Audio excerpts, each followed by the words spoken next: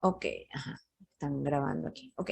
El objetivo de tener esta charla es en conmemoración del Día del Psicólogo, ¿verdad? Que fue el lunes de esta semana, el 22 de noviembre, que se celebra el Día del Psicólogo en Venezuela. Entonces, bueno, quisimos hacer este encuentro con ustedes para poder hablar sobre qué estamos haciendo ahorita en el Centro de Asesoramiento Humano, Centro de Asesoramiento y Desarrollo Humano, y ver si tienen algunas preguntas o dudas sobre lo que nosotros estamos ofreciendo ahorita en el CAD, ¿no? O en general, si tienen alguna duda sobre nuestro funcionamiento, el bienestar psicológico. Fíjense que el Centro de Asesoramiento y Desarrollo Humano ya cumplió 54 años en septiembre. Entonces tenemos una larga trayectoria en la universidad. Empezó como Centro de Orientación Psicológica y la fundó el padre jesuita Julio Velilla, que fue el fundador y el director, y bueno, hasta hace poco estuvo con nosotros, pero bueno, lamentablemente en agosto falleció.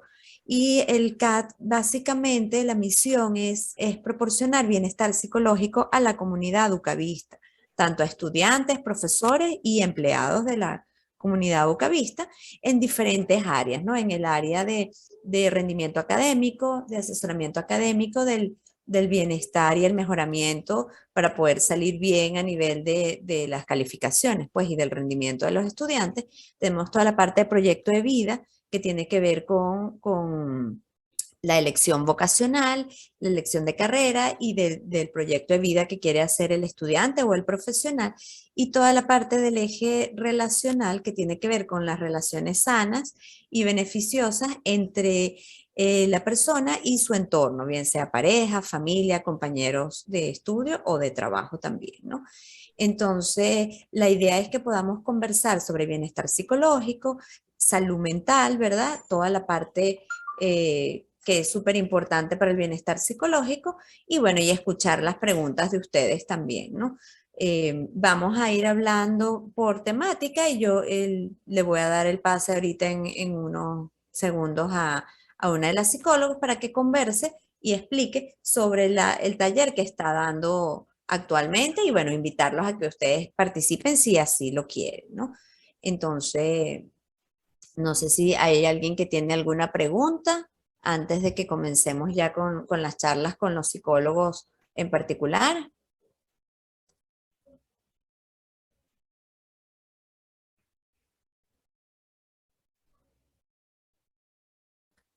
Entonces, bueno, si no hay preguntas ni dudas, comenzaríamos con la psicóloga Maripili Golpe, y ella les va a comentar un poco sobre la actividad que ella está llevando a cabo ahorita a nivel grupal, ¿no? Sobre historias de vida. Entonces, Maripili, si me escuchas y puedes ya empezar a conversar.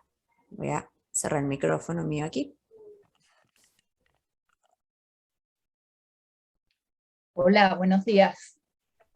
Buenos días, Maripili, Veo por adelante. aquí, veo por aquí de caras, digamos, invitadas a Nailet y a Astrid. Al menos veo a esas dos personas, ¿no? Y yo quisiera que ustedes piensen en lo siguiente.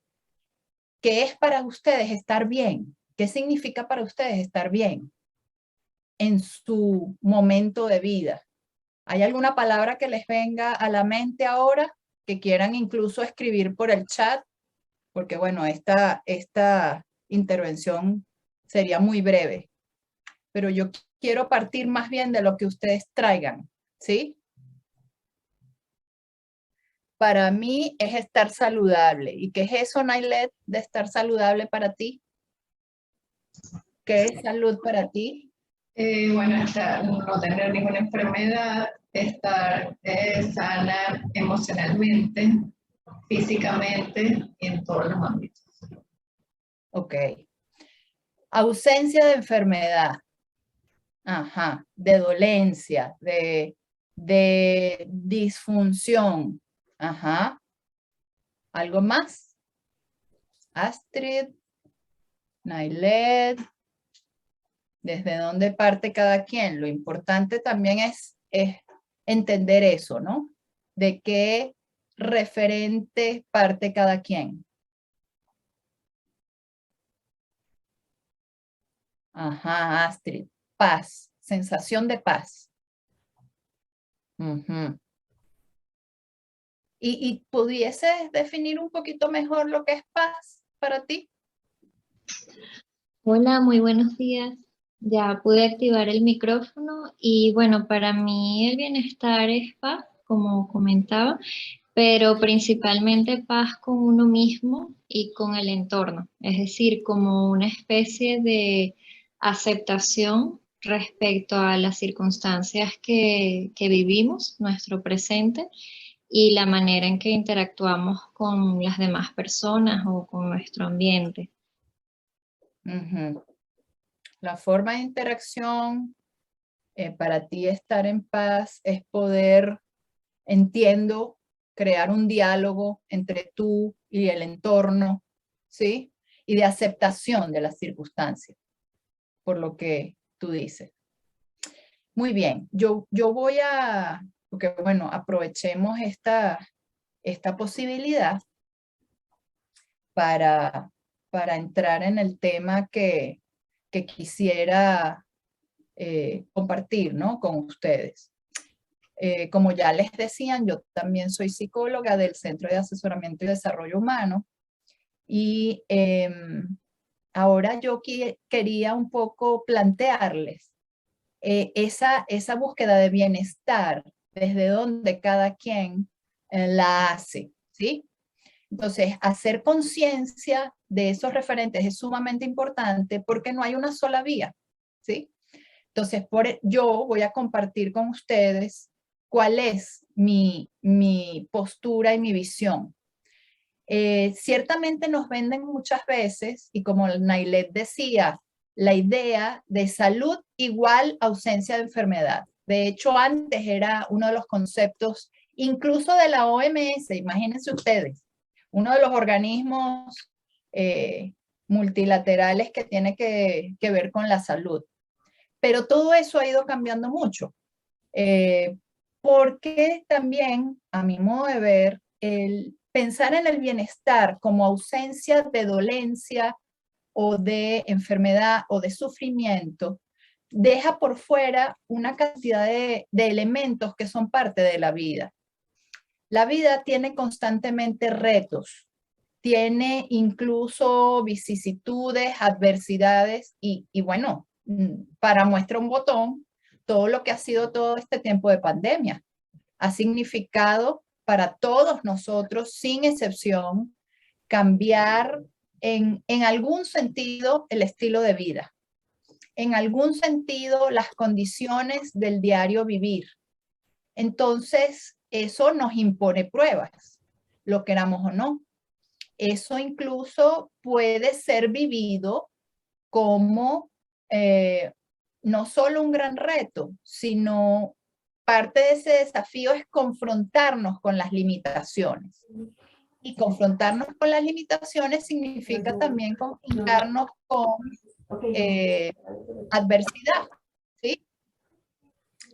Entonces, no está exento de sufrimiento. Esa noción que nos han querido vender de bienestar es igual a felicidad, puede ser peligrosa, porque todo tiene luces y sombras. Entonces, lo que yo les vengo a plantear es que esa búsqueda, por supuesto, es una búsqueda personal, siempre, individual, es un compromiso individual que significa, primero que nada, conocernos como la persona que somos, también con nuestras luces y nuestras sombras. Decía Astrid, aceptar. Aceptar no es conformarse. Aceptar tiene que ver con reconocerse y reconocerse desde los orígenes, desde la propia historia, desde la persona que soy, que significa una singularidad. Es verme. Y ese no es un trabajo sencillo y no es un trabajo que se termina nunca. Es un trabajo permanente en la vida. Por eso, parte de nuestra misión en el CAT implica ofrecer espacios sea individuales, sea grupales, sea trabajos en proyectos con otras dependencias.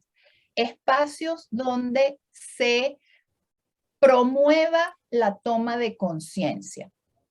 La toma de conciencia de todos los aspectos de nuestra singularidad.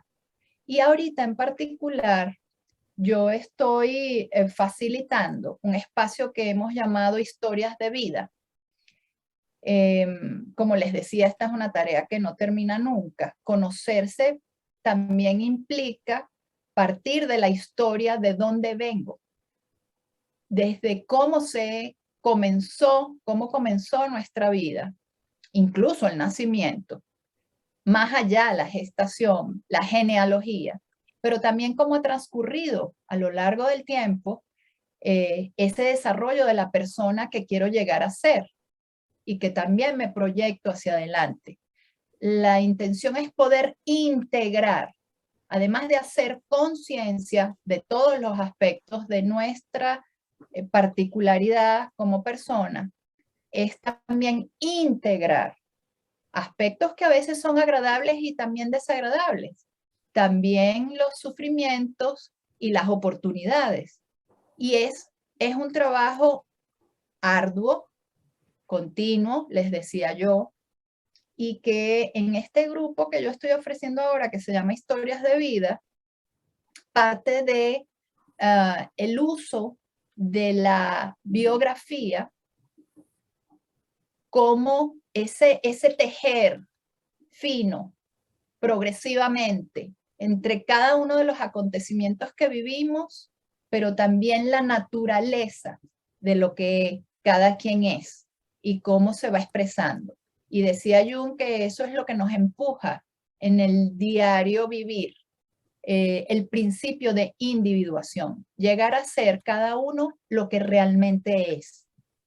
Y que eso pasa por el hecho de tener que confrontarse con la cultura, con el grupo familiar, con las instituciones y a veces también hacer sacrificios. También tiene que ver con eso. Pero no quiere decir que seamos unos desadaptados, no es nada de eso. Es poder comprometernos con lo que cada uno de nosotros es y con el llamado interior a ser uno mismo. Entonces, la tarea de conocerse para mí es central en la búsqueda de bienestar, porque el bienestar no es un estado acabado, ni es un estado de felicidad permanente. Es un balance constante, es incluso un esfuerzo por integrar, por hacer conciencia y por, digamos, sopesar lo que les decía antes de luces y sombras internas y externas también de los entornos donde estamos. ¿Alguna pregunta sobre esto? ¿Algún comentario? ¿En qué les hace pensar? ¿Con qué les conecta? Esto que les digo, que además pueden estar en acuerdo o desacuerdo, por supuesto, para ir cerrando. Nailet, Astrid o incluso algunos de mis compañeros.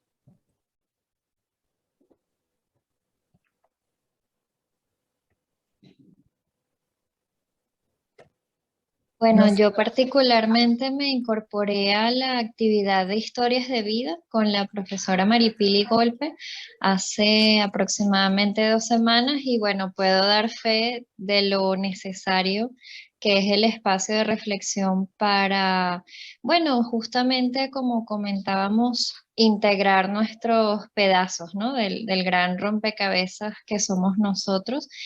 Y bueno, aunque la profesora Maripili ha hecho énfasis en que no es un grupo terapéutico, realmente, bueno, uno puede sanar ciertas incongruencias o vacíos que podamos tener sobre nuestra historia y me parece de gran valor.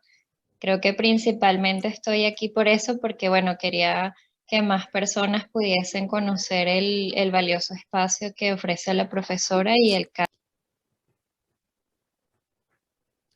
Gracias, Astrid. Bueno, fíjate, tú has dicho una palabra interesante, incongruencias. nuestras propias disonancias, cómo las vamos trabajando. Así es. Y de nuevo, salud no significa una línea recta. Salud significa una constante búsqueda de equilibrio en los desequilibrios. ¿Sí? Gracias, Astrid.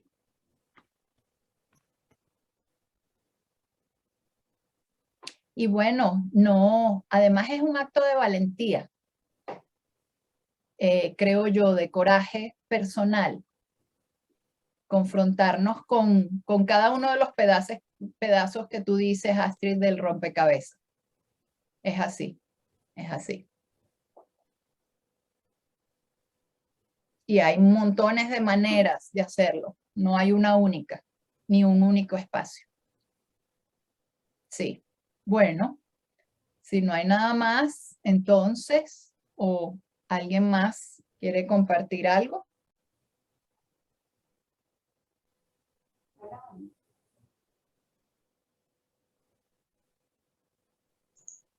Por mi parte, es primera vez que entro a este espacio y bueno, me llamó la atención. Entré por curiosidad, pero siempre ando en la búsqueda o siempre ando entrando a charlas de este tipo porque me encanta eso que comentaste, que es importante el conocernos. Justamente ahorita estoy en una certificación de coaching y sí he descubierto un poco de cosas que vienen de creencias que tengo desde niña por la crianza, ¿no?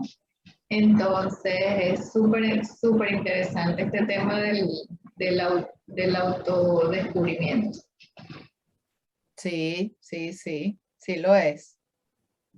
Sí lo es. Aunque sea retador, es a la vez, poco a poco, aunque haya baches, aunque haya vacíos, aunque haya una sensación de vértigo muchas veces, poco a poco, progresivamente, va dando también la sensación que decía Astrid, al menos de congruencia.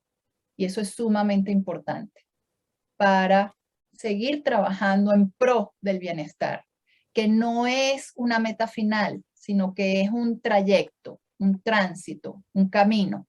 Así lo veo yo. Sí.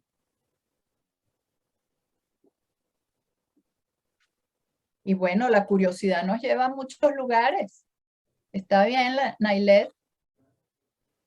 Nos ayuda, nos impulsa, ¿no? Así es. Muy bien, muy bien. Además, el compromiso mayor es primero con nosotros mismos. Si no hay un trabajo personal, primero conmigo, a través de, por ejemplo, el conocerse cada vez más, el hacer más conciencia, pues definitivamente la relación con nuestro entorno va a ser mucho más desbalanceada, porque lo vamos a hacer desde la inconsciencia. Y ahí pasan una serie de cosas. A veces nos damos 20 veces en la misma piedra, por ejemplo, porque no lo hacemos desde la conciencia.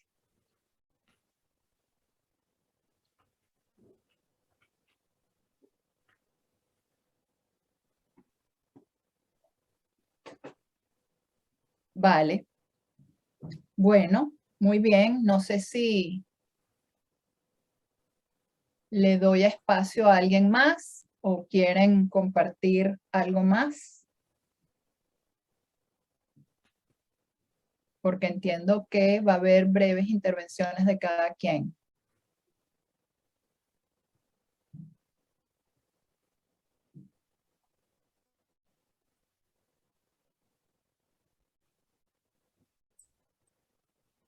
Bueno, pareciera que no hay más comentarios.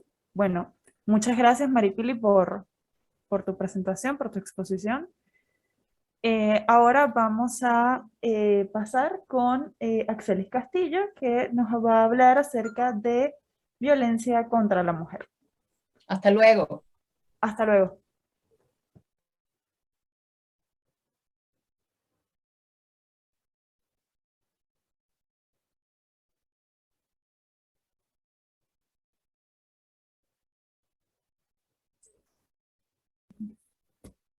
Hola, buen día para todos. Gracias por conectarse con nosotros. Yo soy la psicóloga Axelis Castillo, psicóloga asesora aquí en el Centro de Asesoramiento y Desarrollo Humano. Y pues justamente ayer se conmemoró el Día de la Eliminación de la Violencia contra las Mujeres.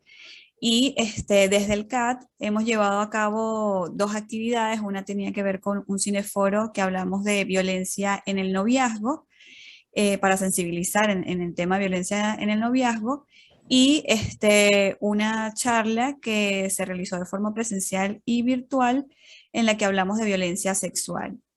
Y bueno, hoy me gustaría como conversar de forma más general acerca de la violencia contra las mujeres, un poco para aprovechar también esta conmemoración e invitarles a participar en próximas actividades que tengan que ver con la sensibilización en este tema tan importante, ¿no? Uno de los puntos, o sea, voy a hacerlo todo muy resumido, pero uno de los puntos que podríamos empezar a trabajar sobre la violencia contra las mujeres es cómo se manifiesta. Y bueno, esta se manifiesta de diferentes formas. De hecho, en la ley orgánica sobre la vida de las mujeres, sobre el derecho de las mujeres a una vida libre de violencia, se tipifican más o menos 19 formas o 19 tipos de violencia específicamente, ¿no? Sin embargo, pudiéramos rescatar o realzar la violencia verbal, ¿no? Que es a través de las palabras como insultos, menosprecio a través de las palabras, la violencia física, psicológica, que también incluye pues, el menosprecio de la mujer, es decir, cualquier cantidad de cosas que puedan afectar el autoestima de la mujer. Está la violencia simbólica, que la observamos en todos los medios de comunicación, revistas, etcétera, ¿no? La podemos ver en todas partes, que es como la cosificación o la forma como vemos a la mujer como un objeto sexual, por ejemplo. Y está la violencia sexual, que es de la que hemos conversado en la charla que tuvimos ayer. Otra cosa que sería como importante rescatar de este tema de la violencia contra las mujeres son los indicadores de alarma, ¿no? Ahorita que está muy de moda el tema de las red flags, que serían como las alertas. En este caso, ¿cuáles serían entonces las alertas o las señales que nos indican que estamos ante un posible agresor, ¿no? En el caso, por ejemplo, de las parejas. Uno de los indicadores de estas alarmas o señales de que puede haber maltrato está la posesividad, ¿no? Una persona que intenta tener como demasiado control sobre la vida de la persona, sobre la vida de la mujer en este caso, invasión del espacio personal, como por ejemplo también revisión de su teléfono, de cosas que son muy personales, muy privadas, el menosprecio de la figura femenina, que se refiera de forma despectiva de las mujeres, de sus exparejas, por ejemplo, de su madre o de las personas conocidas, mujeres que tiene a su alrededor. Si es una persona, si es un hombre que habla de forma despectiva de las mujeres, pues también eso es una alerta, ¿no?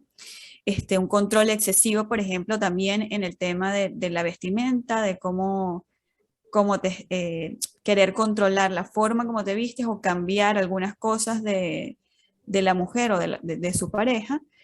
Y el aislamiento, que también es una señal importante de alarma, ¿no? Cuando nuestra pareja está, de alguna forma evita que podamos salir con nuestras amistades, nos aleja de nuestros familiares, por ejemplo.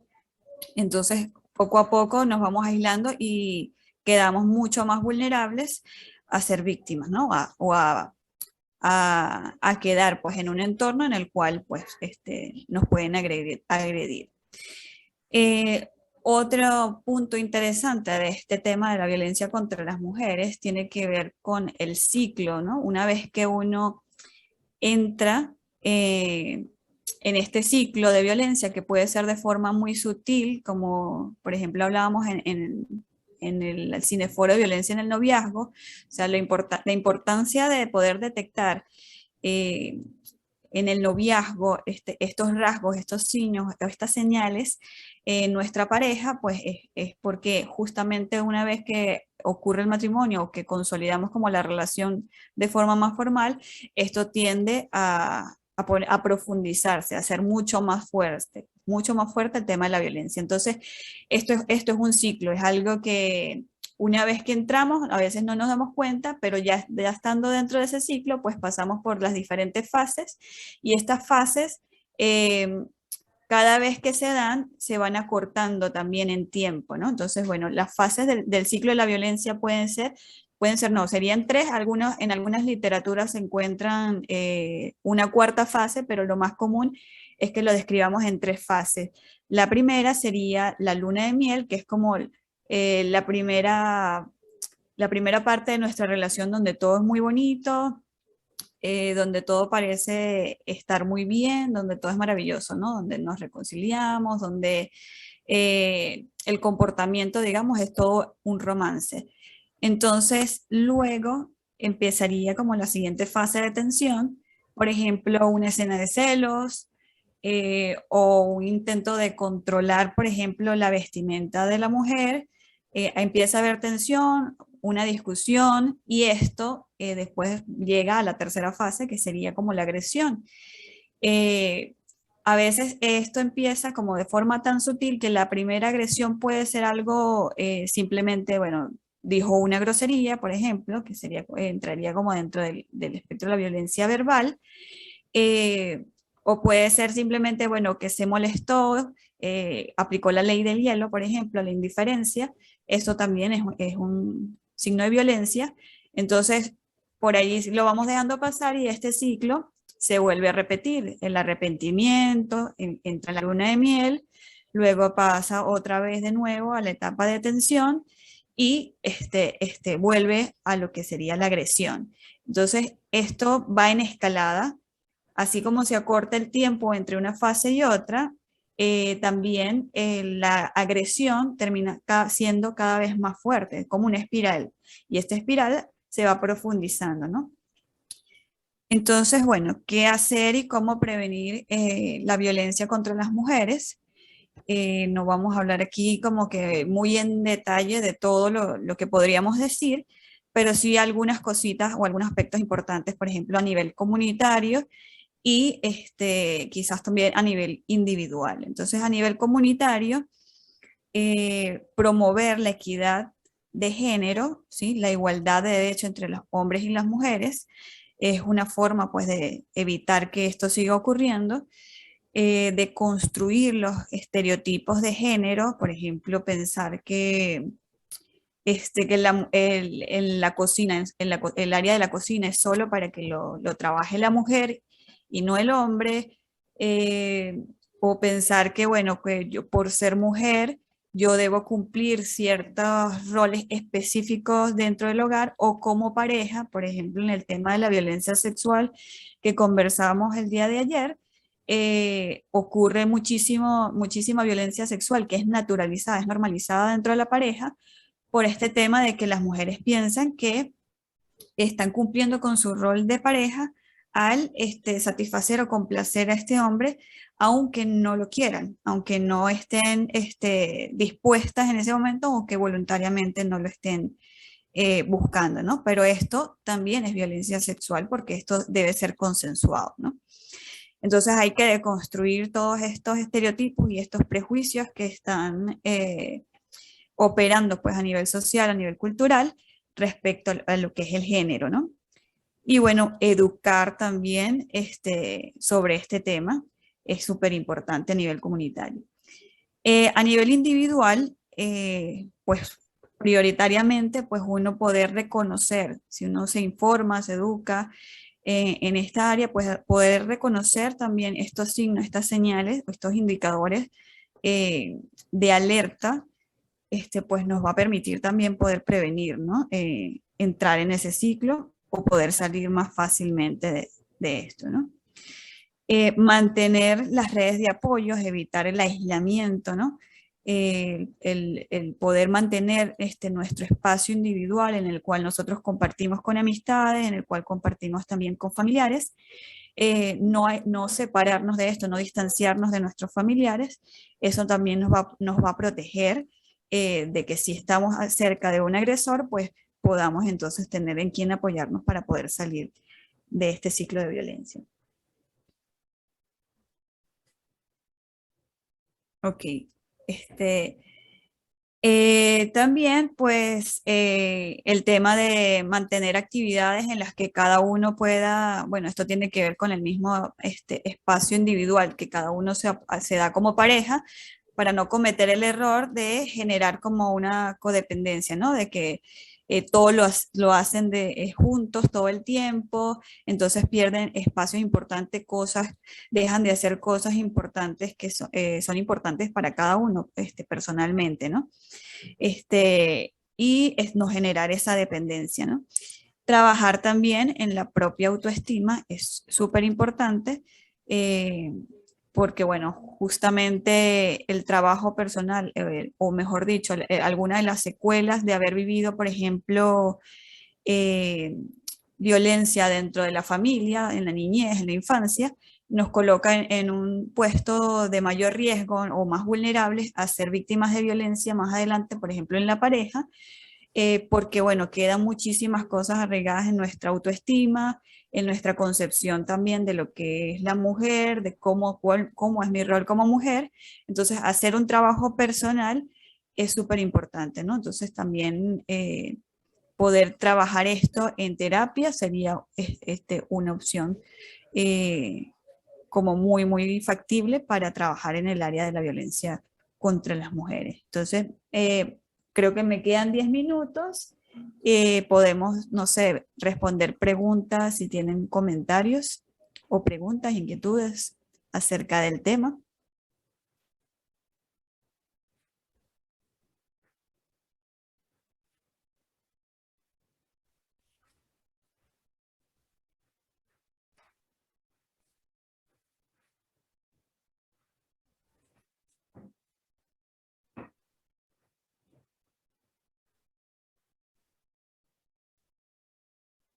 Creo que quedó bastante claro, no hay muchas preguntas. Yo creo que podemos pasar entonces al siguiente tema. Vale, gracias, Atselis. Gracias. Ahora vamos a pasar a escuchar a nuestra compañera psicóloga Carla Perruca, que nos va a conversar un poquito sobre la adaptación a la vida universitaria. Adelante, Carla. Hola, Bueno, ¿cómo sí te dejo. están? Sí, César, si yo me deja, comienzo. Bueno,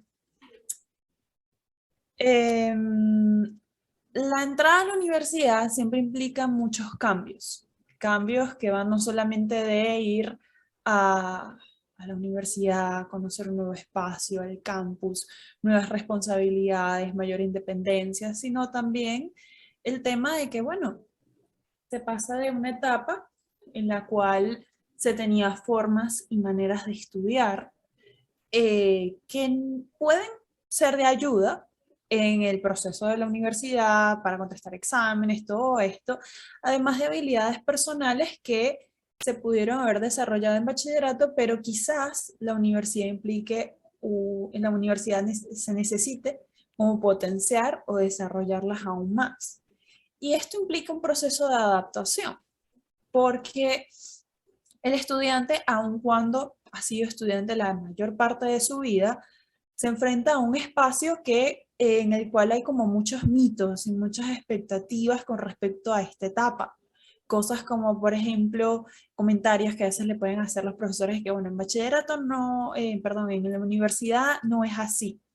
O los profesores en la universidad son de esta manera. Y esto puede generar en el estudiante ciertas expectativas de, bueno, cómo debe ser un estudiante universitario. Entonces puede haber cierto temor, por ejemplo, hacia los profesores, de preguntarles, de acercarse, además de que, bueno, el temor de, bueno, ¿qué va a pasar si pregunto? Todas estas cosas y a veces se ha formado como cierto miedo a incluso hasta materias y todo esto, justamente por estas expectativas. Que esa es una parte de esas expectativas, porque algo que, por ejemplo, una compañera, mi compañera María Fernanda Peña y yo llevamos un grupo de apoyo a estudiantes nuevo ingreso, en los cuales se ha observado que una de las expectativas que está más presente es mantener el rendimiento académico que tenían en bachillerato, cuando en la universidad implica exámenes, por ejemplo, que son más complicados, en los que hay un mayor contenido teórico y que cuando se enfrentan al examen y les dan las notas, es como, bueno, yo en bachillerato sacaba 18, 19, incluso 20 y aquí un 14 porque me esforcé muchísimo. Entonces es como un cambio, un cambio en su rendimiento académico y en sus notas más que todo, porque capaz puedan rendir y puedan esforzarse bastante, pero las notas no son iguales o no son tan equiparables a ese esfuerzo que sienten que hacen. Entonces, es un poco aprender incluso nuevas estrategias, habilidades, que en el mejor de los casos, pues ya las tenían de bachillerato y en la universidad tienen que potenciarlas aún más. Pero en el peor es como, bueno, desarrollarlas, adquirirlas. Por ejemplo, manejo del tiempo. Hay estudiantes que les cuesta mucho organizarse y que porque no lo adquirieron en el bachillerato, en etapas previas de la educación primaria, inicial y de bachillerato. Además que, bueno, incluso habilidades personales como puede ser el manejo de la ansiedad ante los exámenes, de la angustia, habilidades sociales, cómo me vinculo con mis compañeros o con gente que apenas estoy conociendo, porque hay que recordar que los estudiantes de bachillerato suelen ser estudiantes en la mayoría de los casos que han estado con sus compañeros quizás desde, si es un colegio o sí, si es un colegio, una institución que tiene, por ejemplo, kinder o pre-kinder, estas etapas iniciales, comienzan con esta gente y terminan bachillerato con estas mismas personas o con muy pocos cambios. Entonces, cuando llegan a la universidad es como, bueno, ¿cómo yo hablo con mis compañeros de clase? ¿Cómo yo me vinculo? ¿Cómo pido ayuda? Cosas así.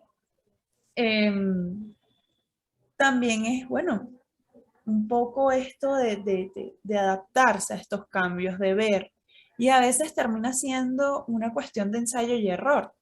Hay estudiantes que, por ejemplo, prueban con algunas materias tipo, por ejemplo, en matemáticas, por ejemplo.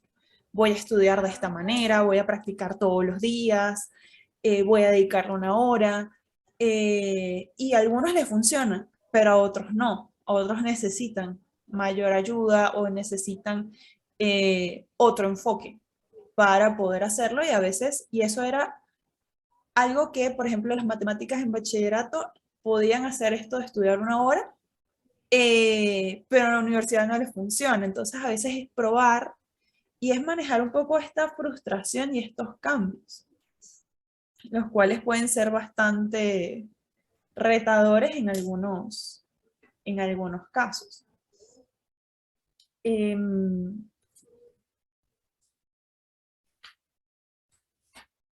Entonces, también, bueno, algo que hemos encontrado en el grupo es un poco esto de que a medida que van, porque no solamente son las expectativas personales, sino también son las expectativas de la familia, de los amigos, más que todo de la familia, en las cuales hay como se espera todavía que se mantenga este rendimiento, se espera que se mantengan ciertas cosas que no, ciertas rutinas que no siempre son posibles. Y a medida que el estudiante va avanzando en el semestre, a veces le va agarrando el hilo y a veces no. Entonces esto puede generar ciertas emociones o ciertos sentimientos de, bueno, de culpabilidad, bueno, no lo estoy haciendo bien, no lo estoy logrando. Pero a medida, en su mayoría, los estudiantes se van dando cuenta de que, bueno, eh, de que a veces tienen estas habilidades, a veces ellos tienen, o sea, ellos como que intentan y le van encontrando poco a poco como el sentido y el ritmo a la universidad y van adaptándose, ¿ok? El tema es que, claro, también algo que se ha notado y que ha permeado mucho el rendimiento académico es todo esto de la semipresencialidad, lo cual es un poco, bueno, cómo estudiar eh, a distancia y los retos que esto implica, porque la educación tradicional implica la presencia a veces de un profesor o de un maestro que esté guiando el aprendizaje y que no siempre, o al menos no todas las escuelas, eso se da. Entonces, cuando llegan a la universidad, implica a veces desarrollar una habilidad que se llama la autogestión. Cómo yo me autogestiono, cómo yo hago para aprender, para estudiar, para poder comprender la información, a veces estando solos, sin la ayuda, o vamos a decir, sin la presencia constante del profesor. Entonces, eso a algunos estudiantes les es un reto.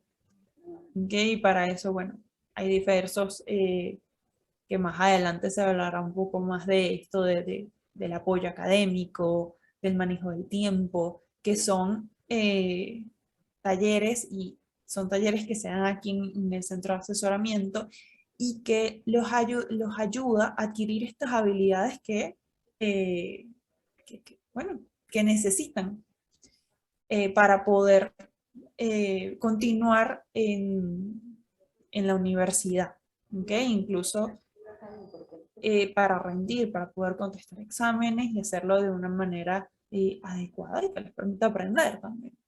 Aunque pueda parecer que esto, bueno, en la adaptación a la vida universitaria es aterradora, los estudiantes todos los estudiantes pasan por este proceso y van aprendiendo poco a poco y adquiriendo estas herramientas, algunos por sí solos, algunos con ayuda, pero como dicen, la universidad se sufre, pero también se disfruta bastante. Y en la universidad hay muchísimos espacios en los que no solamente, no te preocupes, Nailet, muchas gracias por estar con nosotros. Entonces, bueno, ya. Bueno, ahora pasamos con Alexandra Rondón, que va a hablar acerca del apoyo académico. Adelante, Alexandra.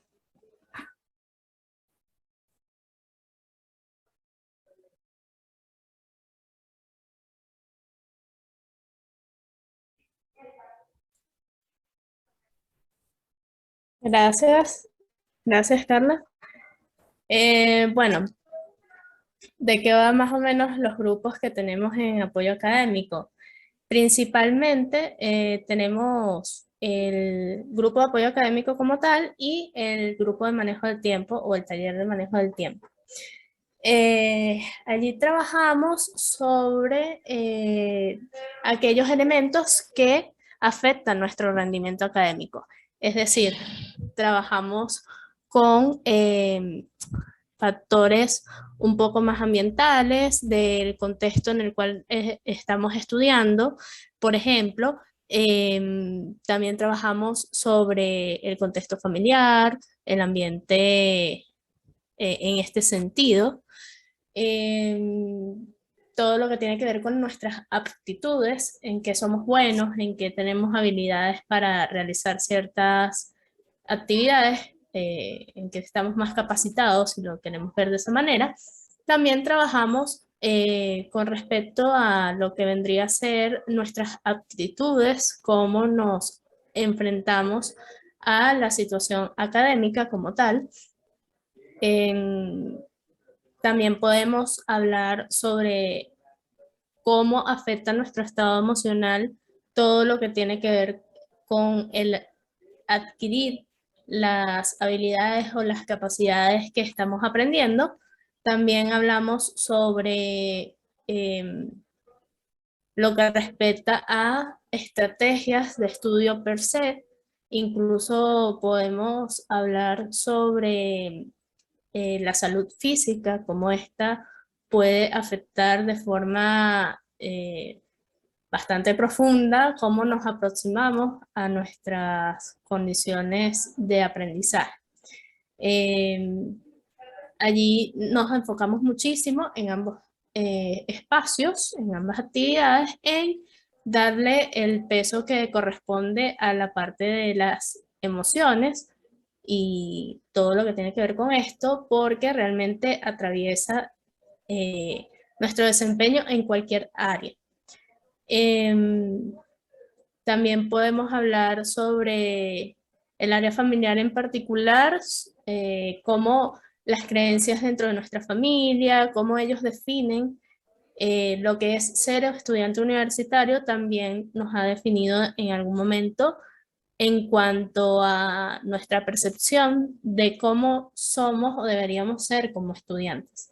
Tenemos esto por acá y todo lo que tiene que ver con asumir que es necesario tomar algunos descansos en medio de nuestra rutina académica, compartir con otras personas, dar esa oportunidad a la parte social, porque somos seres psicobiosociales. Entonces nuestro funcionamiento en ese sentido vendría dado por estas tres grandes áreas, tanto el cuidado físico como el mental y el social, que allí se incluye también la parte familiar. Sin embargo, podemos observar a las amistades o incluso relaciones interpersonales un poco más de corte romántico, se pudiera dar de esa manera. Y pudiéramos darle espacio desde el grupo de apoyo académico. Bueno, y es una constante también hablar sobre cómo nos sentimos o cómo hemos transitado esa semana en nuestra aptitud o en nuestra área más académica per se. Sin descuidar, por supuesto, las otras áreas que, como las he mencionado, son bastante importantes para el correcto desarrollo de nuestras actividades. Incluso en la parte del manejo del tiempo, hablamos sobre esas actividades como tal, o sea, qué actividades tenemos asignadas, valga la redundancia, en el área donde estamos estudiando. Si, por ejemplo, estamos estudiando en nuestra casa, si tenemos obligaciones que debemos cumplir en el hogar, pues bueno, eso también se debe contemplar para nuestra distribución de tiempo, al igual que nuestras relaciones sociales, cultivarlas y otras actividades que son más de corte recreativo, que son necesarias también para recargar energía y hacer frente a las exigencias universitarias per se.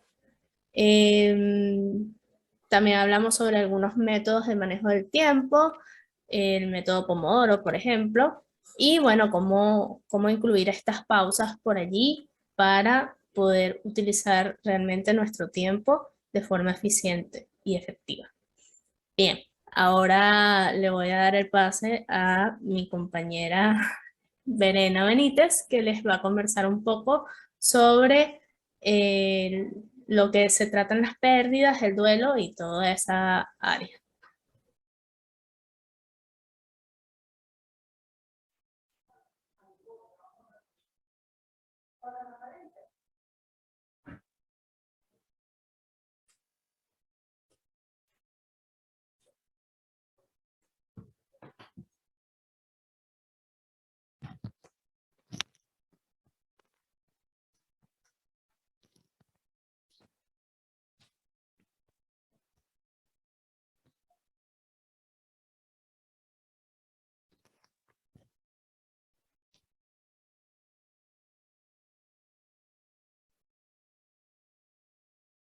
Adelante.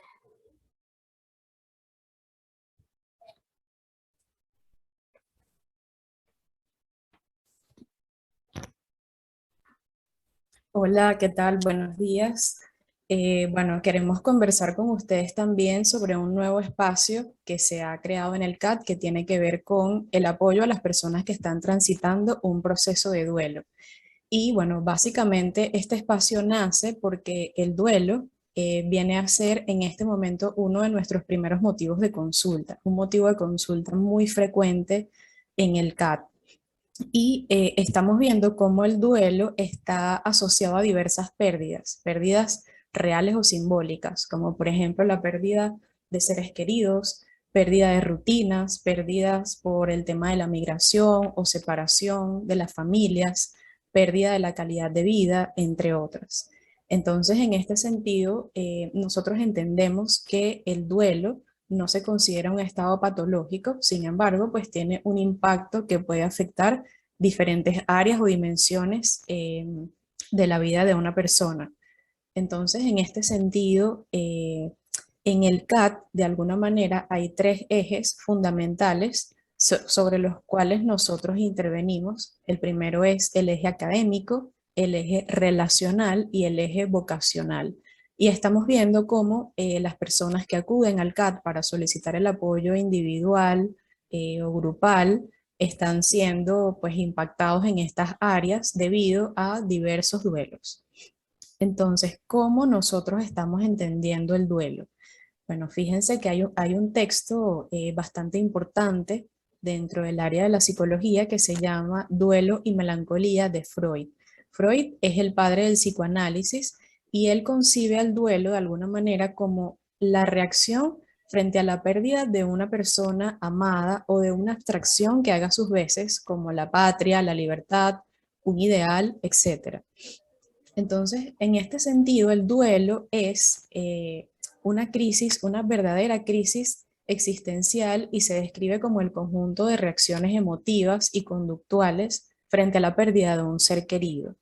Entonces, dicha crisis, y así lo entendemos, puede servir para crecer o para debilitarnos y enfermar, dependiendo de cómo lo afrontemos. Entonces, básicamente este espacio sobre duelo quiere ser eso, un espacio íntimo, humano, respetuoso, para que las personas que estén pasando por este proceso de duelar, por ejemplo, a un ser querido, puedan tener ese momento para reconocer sus emociones, identificarlas, de alguna manera también poder escuchar a otras personas que están viviendo ese proceso y por supuesto, de alguna manera también recibir algunas herramientas o estrategias que puedan ayudarlo pues a transitar ese proceso. Queremos también de alguna manera hacerles saber a las personas que nos están escuchando que eh, el duelo exige de nosotros varias cosas. Por ejemplo, tolerancia a emociones intensas, tolerancia a altibajos, por ejemplo. Entender que el proceso del duelo no es un proceso lineal. Puede ser que algunos días nos empecemos a sentir mejor, tengamos más ánimo de hacer nuestra vida como la hemos venido llevando, pero también puede ser que otros días no nos provoque levantarnos de la cama, el llanto es fácil, tenemos como bajo, eh, sí, como cansancio, poca energía, y no significa que hayamos retrocedido, significa que eso también hace parte del proceso. Entonces, es que la persona pueda darse cuenta que es esperado, absolutamente válido y normal que existan diversas, sí, que existan diversas manifestaciones, como por ejemplo cambios conductuales, cambios corporales, en nuestras emociones, en el pensamiento, incluso a nivel de nuestro sistema de creencias y también de alguna manera en nuestro contexto social. Y algunos de estos cambios conductuales pueden ser llorar con facilidad, añorar a la persona que se ha ido, que hemos perdido de alguna manera. Puede haber dificultad para concentrarse, aislamiento social, cambios en la alimentación, ya sea porque la alimentación se restringe, no hay apetito o porque hay un incremento de la ingesta. Puede que también evitemos recordar cosas o lugares, estar en sitios que sean un estímulo a contactar con nuestro ser querido. Probablemente algunas personas también quieran atesorar objetos del fallecido, por ejemplo, si es una persona que ha muerto. También es posible que haya cierta hiperactividad o aquietamiento. Entonces, estos cambios conductuales son absolutamente normales, válidos y esperados en un proceso de duelo. Eh, También pueden haber cambios corporales, como por ejemplo dificultad para respirar, falta de energía, el sueño se altera, empezamos a tener pesadillas, puede que hayan trastornos digestivos o esa sensación de tener un nudo en la garganta, opresión en el pecho, dolores musculares. Sin embargo, hay algunas recomendaciones que vamos, digamos, como a profundizar en este espacio que quiere, pues, trabajar el tema del duelo. Y algunas de estas recomendaciones para aliviar el cuerpo son que, bueno, es clave primero normalizar lo que estamos viviendo. No nos estamos volviendo locos, sino que todos estos síntomas que estamos sintiendo en nuestro cuerpo, esta actividad que hay a nivel de pensamiento, los sentimientos que nos invaden, son normales, son válidos y esperados. Otra cosa es poder controlar aquello que está a nuestro alcance. Recordar que poder mantener cierto orden externo, por ejemplo, de nuestro contexto, de nuestro espacio en el que laboramos, trabajamos, vivimos, nos ayuda también a mantener cierto orden interno. Otra cosa es que tratar en la medida de lo posible de comer saludable y de cumplir un horario regular respecto a este tema de la alimentación que tiene que ver con el autocuidado. Otra recomendación fundamental para aliviar el cuerpo tiene que ver con ejercitarse, con poder caminar, con hacer el esfuerzo de respirar de manera consciente y profundamente, sobre todo en esos momentos como donde viene esta sensación de nudo en la garganta. Otro elemento clave es poder implementar hábitos saludables de sueño, poder prepararnos para la hora del sueño. Eh, Evitar el consumo de drogas, evitar el consumo de alcohol, evitar tomar decisiones importantes, eh, como por ejemplo divorciarse, irse del país, casarse, sobre todo en esos momentos como en los que se está más movilizado emocionalmente. Es importante que se pueda hacer algún chequeo médico si la persona considera que lo necesita en este momento. Más allá de que lo necesite, sobre todo cuando se está viendo afectado de alguna manera su funcionamiento cotidiano. También es importante que la persona que está viviendo un proceso de duelo pueda desarrollar la capacidad de entrar y salir del dolor. Y para esto nos ayuda mucho poder de repente buscar espacios de esparcimiento, entendiendo que estamos limitados por un tema de pandemia, pero en la medida de lo posible activarse, salir de casa, descansar. Por supuesto, como les venía comentando también, existen una serie de cambios emocionales. Es como si se estuviese en una montaña rusa de emociones. En algún momento nos podemos sentir agobiados o muy movilizados por la diversidad de emociones que se pueden experimentar en el proceso de duelo.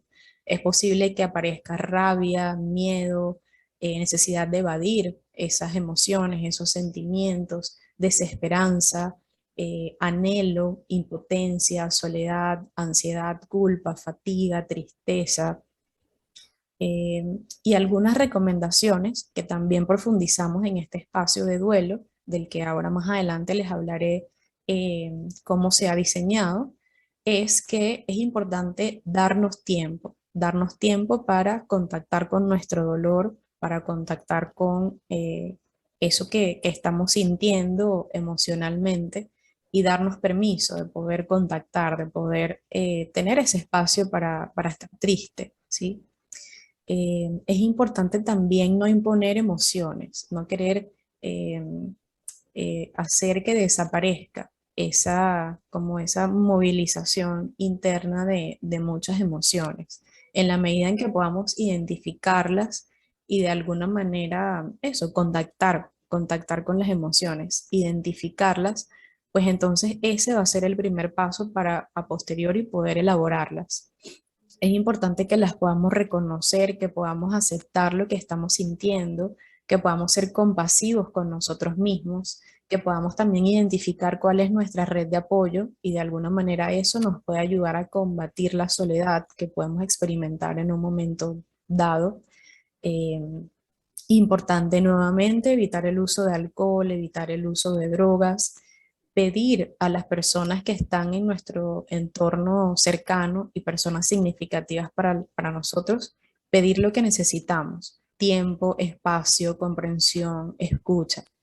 Probablemente esas personas o algunas personas van a estar allí para nosotros y para apoyarnos. Importante buscar un tiempo y un espacio para el desahogo, por ejemplo, ser parte de este tipo de espacios o solicitar el apoyo de un profesional del área de la salud como un psicólogo y tratar, pues en la medida de lo posible, poner en palabras eso que estamos sintiendo.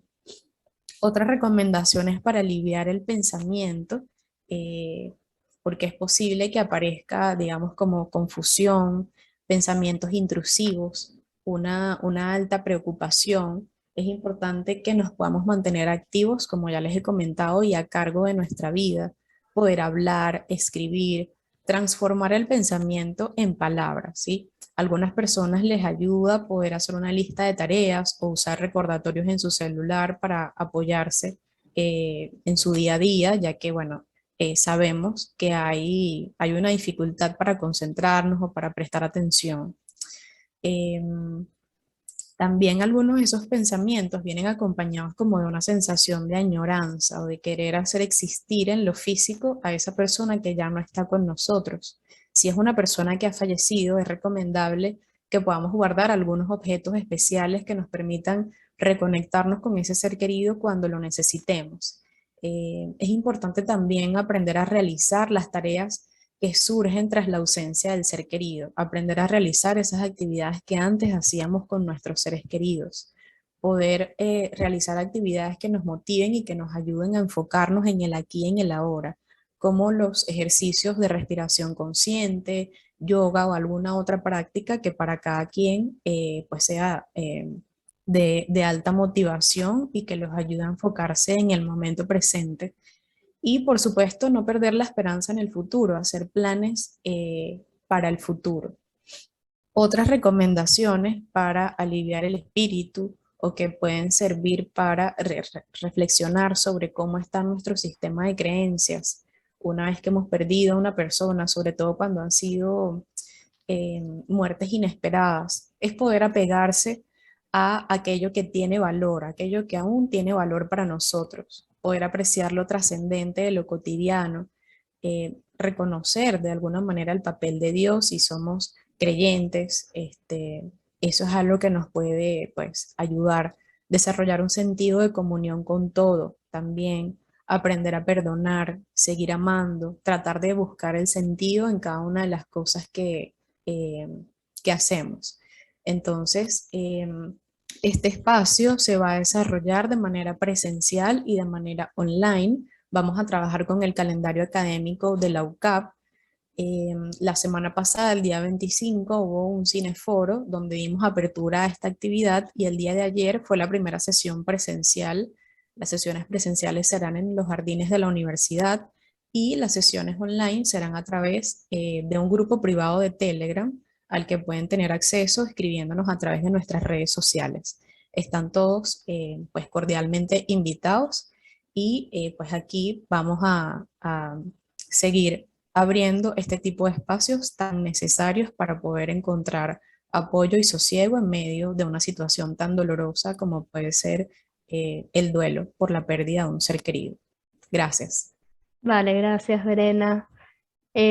Bueno, básicamente, nada, agradecer por las vistas, por las participaciones de nuestros psicólogos y estar atentos o mejor dicho, expresar que estaremos atentos también a las solicitudes que nos lleguen, al tipo de necesidades que nos transmitan para poder prestarle el mejor servicio posible. Estemos atentos también a nuestra salud mental, que si bien la física la salud física es importante, pues bueno, atender estos aspectos también es necesario. Muchas gracias y hasta una próxima oportunidad de vernos por acá.